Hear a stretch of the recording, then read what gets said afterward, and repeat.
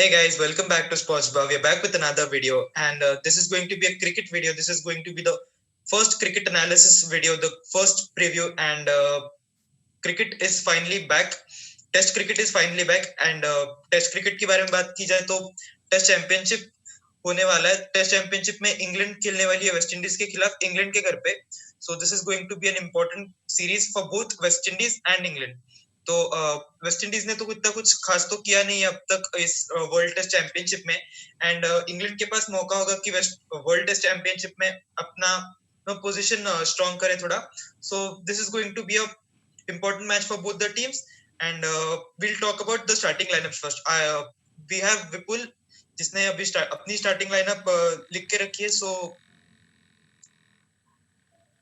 दिखा लिख के रखी है भाई. I have written it down, so just I will directly start read first. Should I start reading it? हाँ, इंग्लैंड से स्टार्ट करिए. Okay, so first I have created England lineup. So I am thinking that because I think so Roddy Burns was injured before. I think so in South Africa he was injured. He was injured. I've got that now healed up. Yeah, I think so he played in this catch खेले भी थे वो match में जो team Stokes versus team Buttler में हुआ था. So I think root नहीं होंगे. Ben Stokes will be the captain for England. Yeah, that's a new point. Ben Stokes will be the captain, not Joe Root.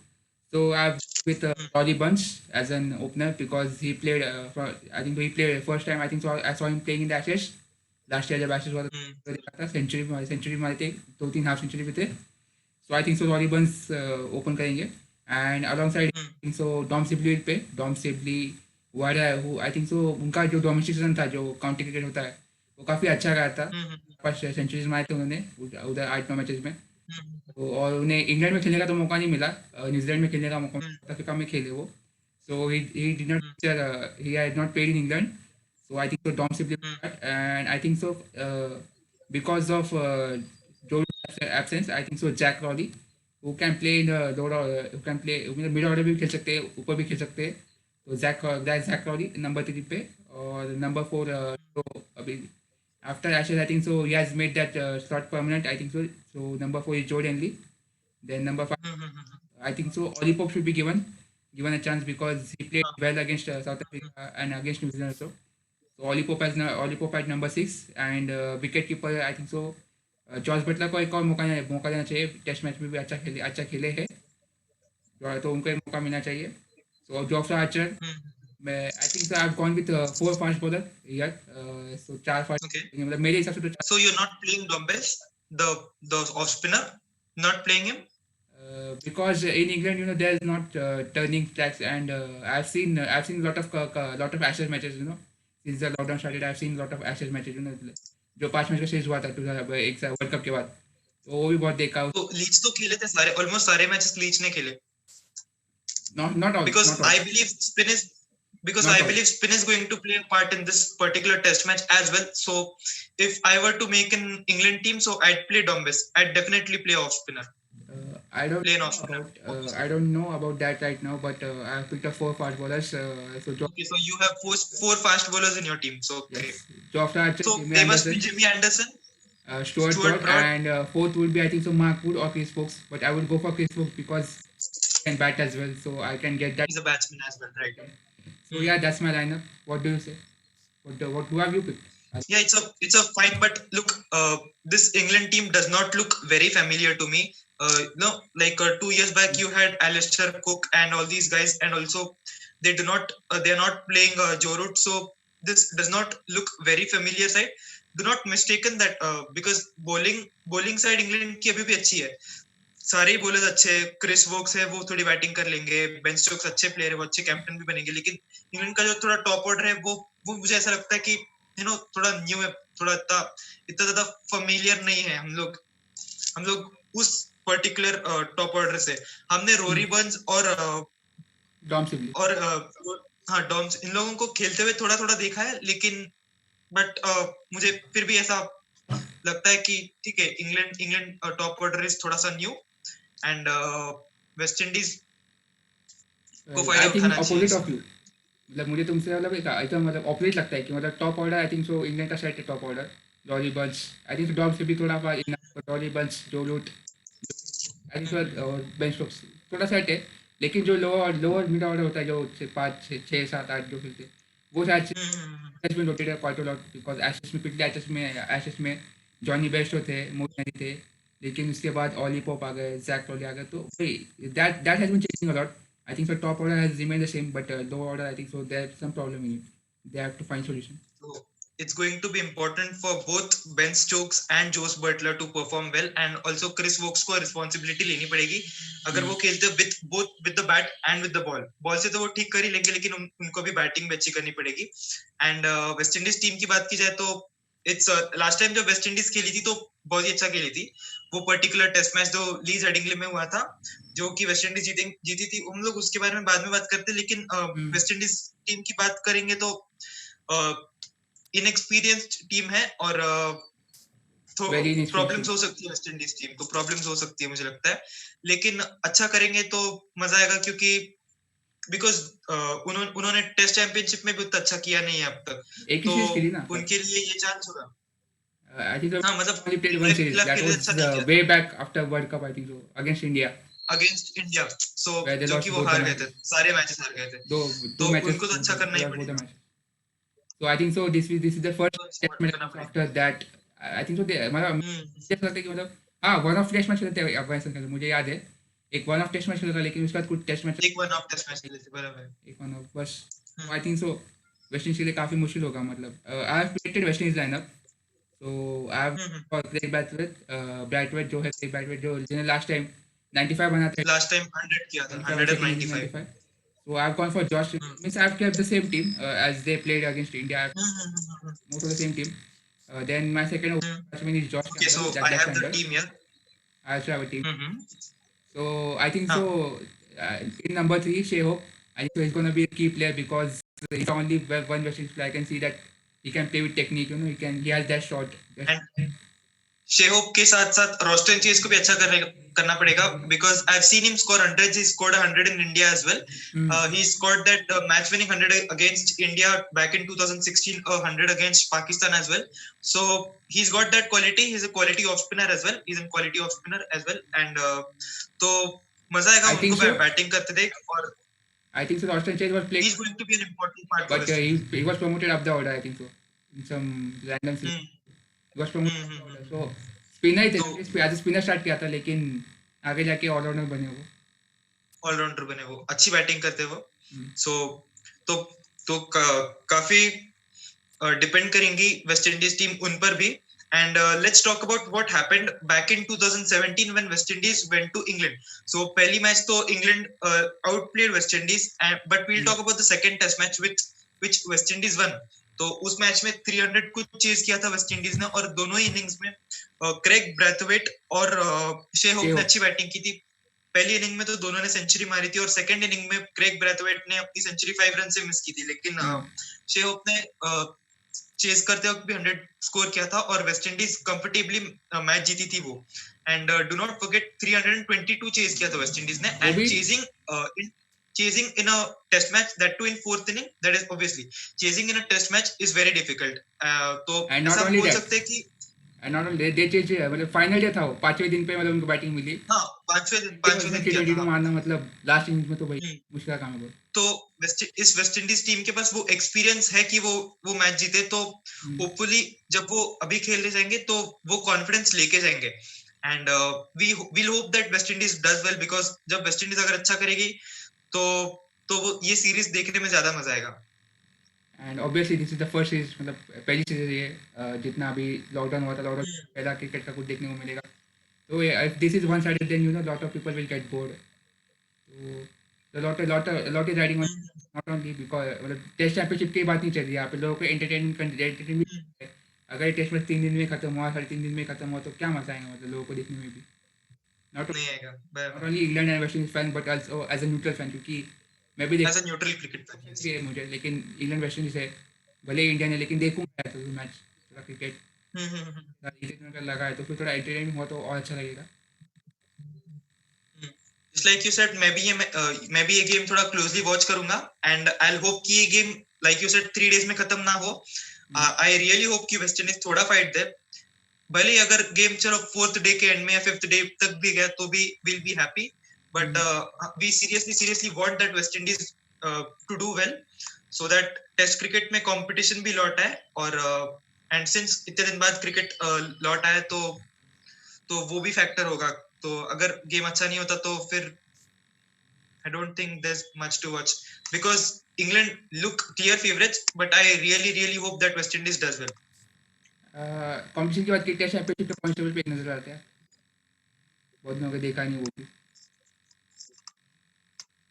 हाँ, India भी points table पे top है, लेकिन सिंस जब वो New Zealand में 120 पॉइंट्स लूज किए, दोनों टेस्ट मैच हार गए, तो it's as if points table खुल गया। इंडिया की I अभी think- मोनोपोली नहीं रहेगी अगर इंडिया आगे भी मैचेस हार गया तो। इंडिया के आगे ऑस्ट्रेलिया के खिलाफ ऑस्ट्रेलिया में मैचेस है, और इंग्लैंड के खिलाफ एक 5 मैच का टेस्ट सीरीज है। तो पॉइंट्स टेबल अभी भी पूरा खुला हुआ है, कुछ भी हो सकता है। और मैं पॉइंट इंग्लैंड के टेबल का लिए एक जितना मैंने बोला फोटो बहुत डालूंगा, इंपॉर्टेंट होगा ये। मैं पॉइंट टेबल का फोटो डालूंगा यहाँ पे। तो मैं जस्ट बताना चाहूंगा कि मतलब हम्म, क्या सीरीज खेला, जैसे कि 360 पॉइंट्स हम्म, जीतने का पॉइंट्स। ऑस्ट्रेलिया और इंग्लैंड ऑस्ट्रेलिया दोनों 3 टेस्ट सीरीज खेला है, 296 पॉइंट्स। न्यूजीलैंड 3 टेस्ट, हाँ, तो they are at the second 180 spot. Points. England 2 test series खेला है, 156 point.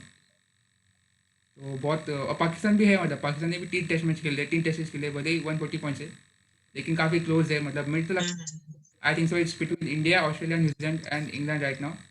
New Zealand, because if they win another test series, they are going to overtake Australia, and if Australia one more series, they are definitely going to overtake India. So I think so 4 case में अभी फिलहाल top 5 चल रहे हैं। Pakistan I think outside है, थोड़ा outside chance है पाकिस्तान को। 3 टेस्ट सीरीज में 140 पॉइंट्स ठीक है मतलब, लेकिन उनको अच्छा करना पड़ेगा। न्यूजीलैंड के पास एक अच्छा चांस था जब वो श्रीलंका में गए थे खेलने के लिए, एक टेस्ट मैच वो हार गए थे, एक और वन उसकी वन वजह सीरीज से खेला। उनको तो उसकी वजह से बहुत प्रॉब्लम्स हो गई होगी न्यूजीलैंड टीम को। एंड ऑल्सो ऑस्ट्रेलिया में जब वो खेले थे तो पूरे 120 पॉइंट्स लूज कर दिए उन्होंने, थोड़ा भी कंपटीशन नहीं हुआ वो सीरीज में, तो उसके लिए न्यूजीलैंड रिग्रेट करेगी कि वो वहां पे पॉइंट्स कलेक्ट नहीं कर पाए। एंड इंडिया को उन्होंने हराया, तो इसी वजह से पॉइंट्स टेबल ऐसी खुल गई है, टेस्ट चैंपियनशिप खुल गई है, कुछ भी हो सकता है, but it looks to me like India will qualify, and second spot के लिए टक्कर होगी। तो इंग्लैंड के लिए like I said very important series, hopefully अगर इंग्लैंड को अच्छा करना है तो 120 पॉइंट्स कलेक्ट करने पड़ेंगे, very important. I think so lot will be resting on that India Australia series, मतलब इंडिया ऑस्ट्रेलिया सीरीज होगा, उसमें पता चल जाएगा कौन आएगा, मतलब कौन फर्स्ट और सेकंड जाएगा। क्योंकि if India play bad and that 5 match का टेस्ट सीरीज, और 5 मैच का टेस्ट सीरीज में अगर आप 2 और 3 भी जीतते हो तो मतलब चार टेस्ट नहीं, 5 का है, इंडिया इंग्लैंड 5 है आई थिंक। तो India India England 5, India Australia 4। No, I am talking after that मतलब इंडिया इंग्लैंड तो 5 का है। Okay okay. अगर ऑस्ट्रेलिया में जाके अगर अच्छा नहीं करता India, at least I think so India को एटलीस्ट 2-1 तो जितने हो सके उतना पॉइंट तो बटोरना चाहिए इंडिया को। क्योंकि 5 मैच काफी लंबा होता है, और 5 के 5 जीतना काफी मुश्किल है। कुछ भी हो सकता है, वो काफी मुश्किल होगा। एंड ऑल्सो ऑस्ट्रेलिया के खिलाफ वन थिंग इज सर्टेन कि 120 पॉइंट्स नहीं मिलने वाले इंडिया को। तो जितना हो सके उतना टेस्ट मैचेस जीतना चाहिए, और जितना हो सके उतना compete करना चाहिए। And this is going to be difficult because both Steve Smith and David Warner are back, and also the new guy the Marnus Labuschagne, ये भी बहुत अच्छा खेल रहा है आजकल। एंड तो इन पे भी सबकी नजर टिकी होंगी। तो ये सीरीज इंडिया ऑस्ट्रेलिया का थोड़ा मुश्किल होने वाला है इंडियन टीम के लिए, और फैंस के लिए ज्यादा मजा आने वाला है। एंड ऑल्सो हो सकता है कि ये मोस्ट प्रोबेबली ये भी बिहाइंड क्लोज डोर्स ही हो।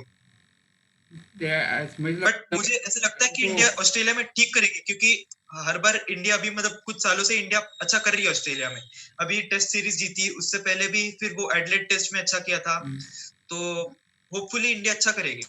I think suitable result for भी, मतलब अगर मैं इंडियन फैन हूँ तो मेरे लिए सुटेबल रिजल्ट रहेगा 1 विन 1 ड्रॉ। बाकी के 2 मैच अगर हार गए तो भी इतना कुछ फर्क नहीं पड़ेगा मेरे लिए। हाँ, 2 मैच अगर हार गए तो भी एटलीस्ट 1 विन 1 ड्रॉ तो चाहिए, एक मैच कम से कम जीतना ही पड़ेगा।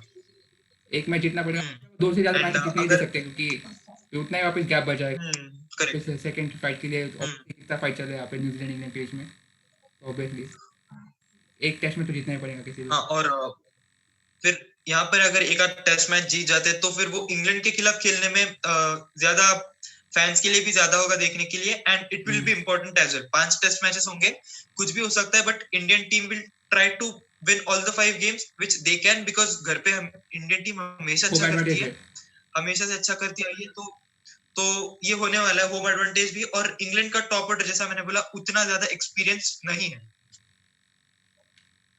टर्निंग टाइप के लग तो बिल्कुल भी नहीं, मतलब I have not seen Rory Burns और डॉम सिबली और जैक रॉली और Ollie Pope playing against the turning side. जितना भी देखा है तो हाँ वो तो है. इंग्लैंड में देखा है, न्यूजीलैंड में देखा है, साउथ अफ्रीका में देखा है, तो वही सब कॉन्टिनेंट में आके कैसे रहेंगी टीम, मैं भी देखना चाहूँगा, क्योंकि ये अलग ही टीम है एकदम टेस्ट की. आई think so it's revolution for them. बहुत न्यू टीम है. रेवोल्यूशन मतलब ट्रांजिशन पीरियड में है, क्योंकि आलिशा कोको का हुआ है, बहुत मतलब लेजेंड्स को फिलहाल तो रिप्लेस भी नहीं कर पाए अभी अब तक ठीक से उनको. तो आई थिंक सो काफ़ी इंटरेस्टिंग होगा India India versus England series भी. इंग्लैंड के लिए एक्चुअली ऑल्सो डोंट फॉरगेट. हाँ, no I finish. you can speak.